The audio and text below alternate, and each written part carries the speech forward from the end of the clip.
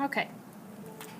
Now that you should already kind of have a good idea of how to do matrices, we're going to look at a couple of things.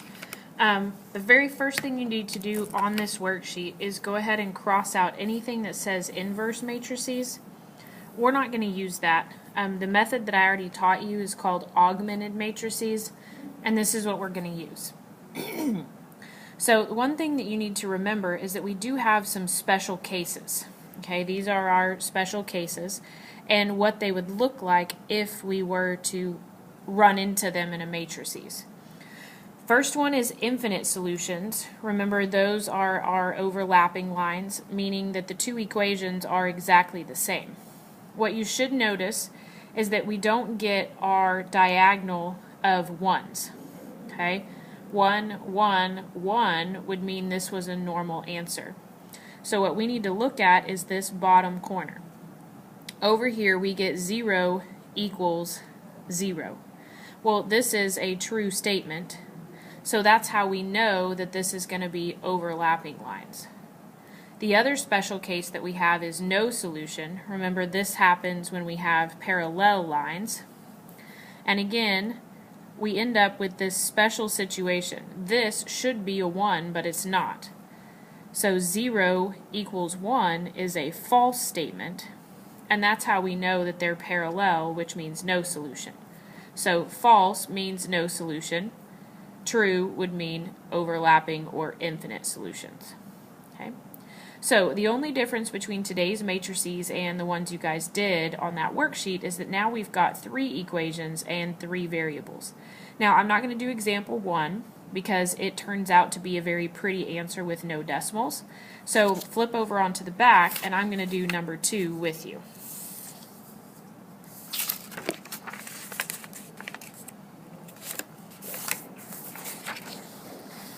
So on the back, you've got all your equations. We've got x plus 2y minus 2z equals negative 7. Again, remember, we're not going to do the inverse matrices side, so you can cross that out. We're only going to do the augmented matrix.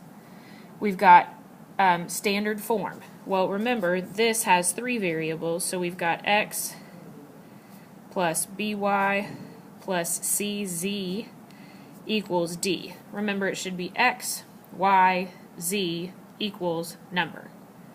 So if you look at the first one, it's already in the form x, y, z equals number. So that one's already in standard form, so I can just write it down in the order that it's in.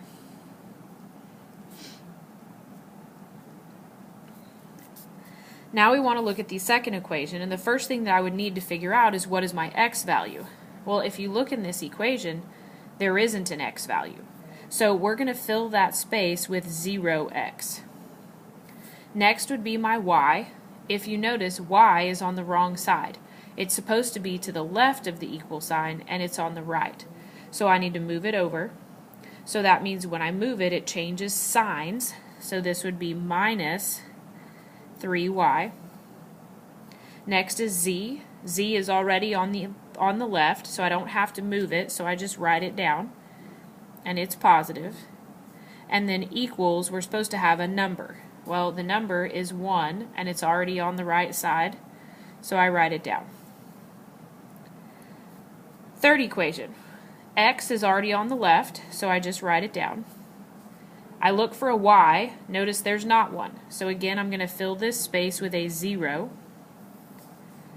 Then z is on the right. It's supposed to be on the left, so I need to move the z over. Well, when I do that, it changes from a positive z to a negative z. So minus z equals, and now I'm supposed to put the number.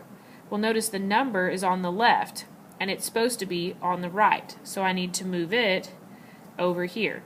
Well, the same thing happens. If it's positive on the left, it becomes negative when it's on the right.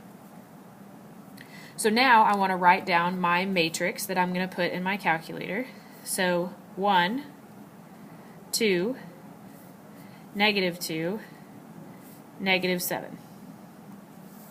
Second row, 0, negative 3, 4, 1. And then the last row, 1, 0, negative 1, negative 6. So there's my matrix. Now I'm ready to put it in my calculator. So the first thing I'm going to do is, remember, go into second matrix. I go over to edit, and now I need to figure this out. I now have 3 rows and 4 columns, so it's a 3 by 4 matrix. Notice these hash marks. That means that there's another space over here off our screen. So now we're going to put in our numbers. So first row, 1, enter, 2, enter, negative 2, enter, negative 7, enter, 0, enter, negative 3, enter, 4, enter, 1, enter. Bottom row, 1, enter, 0, enter, negative 1, enter, negative 6, enter. Once all your matrices are in, remember we do second quit to get back to our home screen. Then second matrix, toggle over to math, and then we pick ref, second matrix, pick the matrix that you put it into, so A, close your parentheses and hit enter. So your matrix solution that we get, notice the diagonal of 1s. That's our important thing that tells us that this isn't either no solution or infinite. But then notice I got decimals. This is okay. You can get decimal answers. We've had them before. One option, you can do math, frac, enter. And notice it will rewrite it for you as fractions. So negative 31 over 5, negative 3 over 5, and negative 1 over 5. So these are both options depending on what the question calls for.